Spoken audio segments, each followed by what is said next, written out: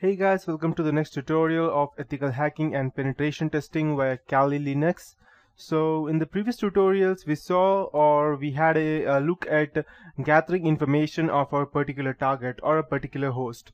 So it could be just that gather information. You can also go ahead and gather information via social engineering, or you can go ahead and simply gather information through the techniques that I have shown you previously, that is through using Whois and DNSDict, DNSenum, or the DNS mapping, and even the harvester to go ahead and gather the IP addresses as well as the emails. So the next step after you go ahead and gather information would be to analyze the information and then attack the specific party.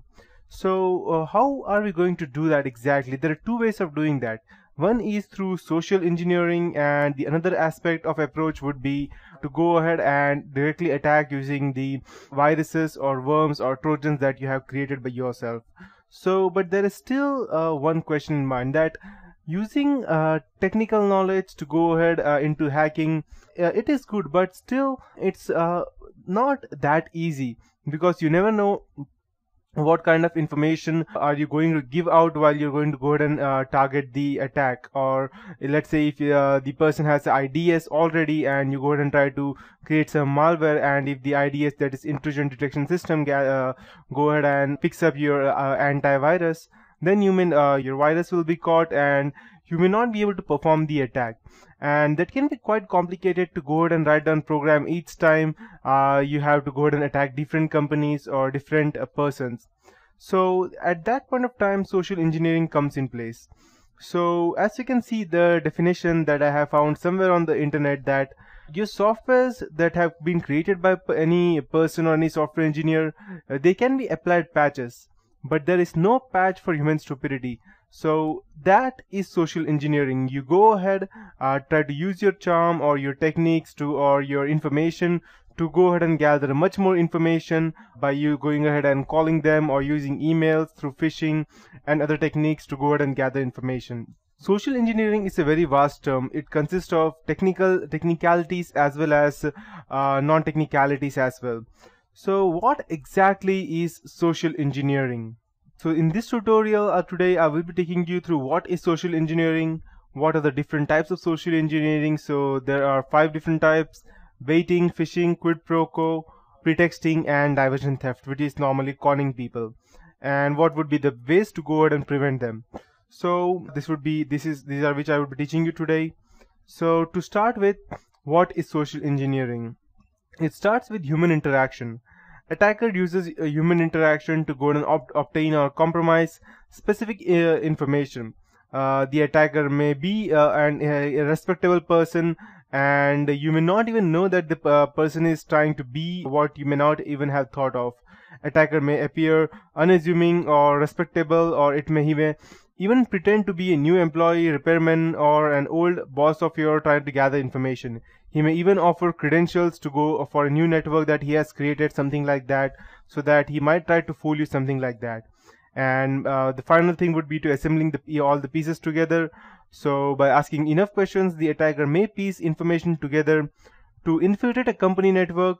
He may even attempt to gather information from many sources, so that when you ask him any question, he may be able to go ahead and give you out any specific answer that he wants, so that you will be confident enough to give him out the details that he wants. So Kevin Mitnick was he's the most famous social engineer of all time. He was dubbed as the most dangerous hacker in the world.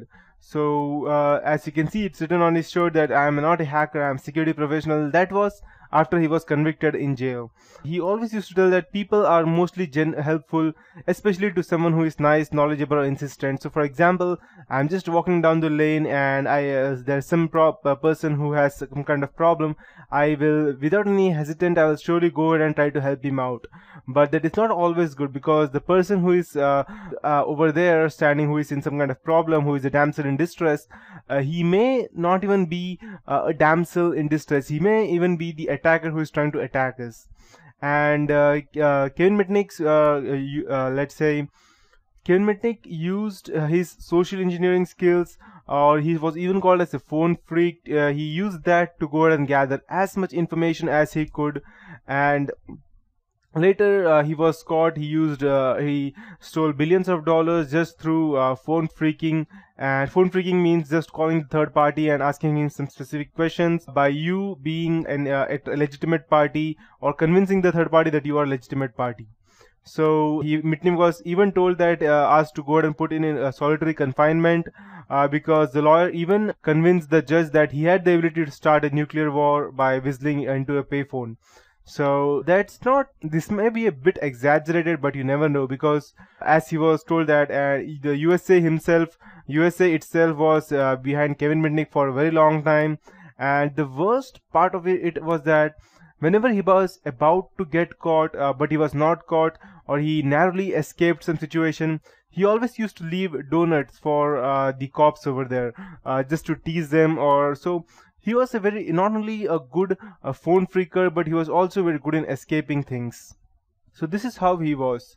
So he hardly used all of his knowledge to go ahead and attack or social engineer. He only used most of the time social engineering to go ahead and gather information. So he even has his own book named as Art of Deception.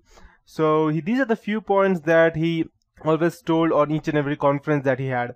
People always want to be helpful, and that's why they are easily being targeted. So what the hackers do are that they try to gain a level of trust in order to avoid any conflict between the person.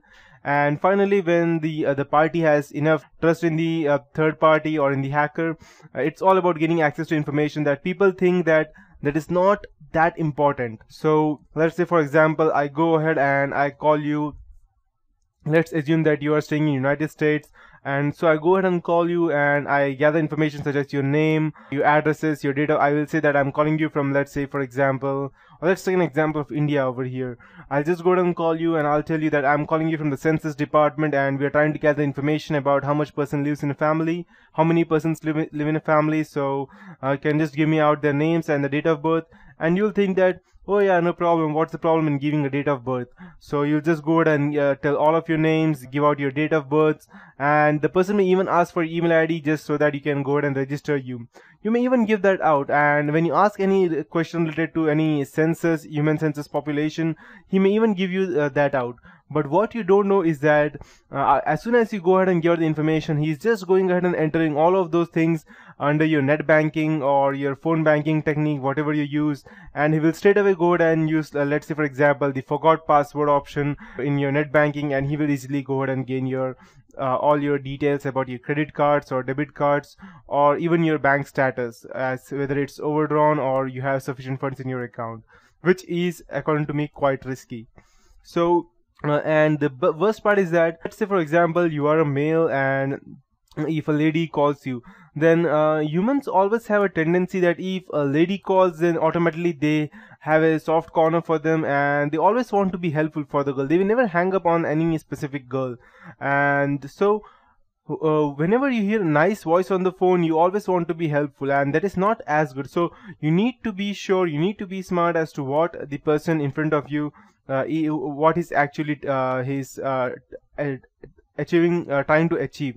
So social engineering cannot be blocked by technology or alone, or I can say it can never be blocked by technology, because the only fault that in social engineering would be of the person, not of any specific company. And when you say social engineering cannot be blocked by technology, you may always need to make sure that you are smart and you're not going to give out any information even to any random party. And people nowadays don't normally think much of that, because let's say, for example, people normally go ahead and create their accounts on Facebook, and they give out all the information on Facebook, such as where they live and what their phone numbers are, what's their email ID, or even the pics they take, that gives such much information about what this person likes, how does it wear. So that can be went ahead and created a specific amount of information.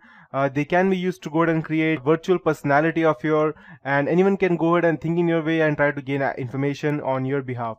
So that is one way of going ahead and getting information. So that would be it for this tutorial. In the next tutorial, I'll be starting with the types of social engineering and how can you go ahead and defend them.